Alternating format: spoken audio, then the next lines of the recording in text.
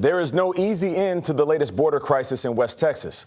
Officials in El Paso are working to create more temporary housing for people who continue to arrive in the U.S. Shelters are overcrowded, and the travel slowdown across the U.S. is making it harder to relocate migrants.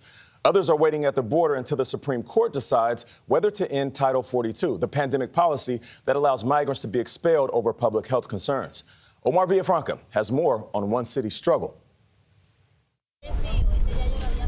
Hundreds of migrants line up outside of Sacred Heart Church in El Paso, a facility that can hold about 100 each night, hoping for a place to sleep in this first-come, first-served shelter. The line forms every day and circles the block. Those who can't get a spot or fear going to shelters without documents sleep on the street.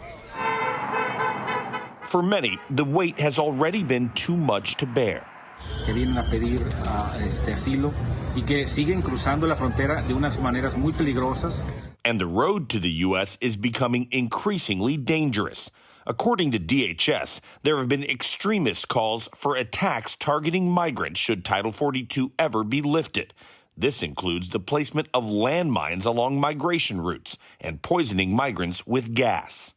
Marlena Hernandez says she traveled alone from El Salvador to flee violence and police corruption in the country. She hopes to find work in Fort Worth and help her family with crossing into the U.S.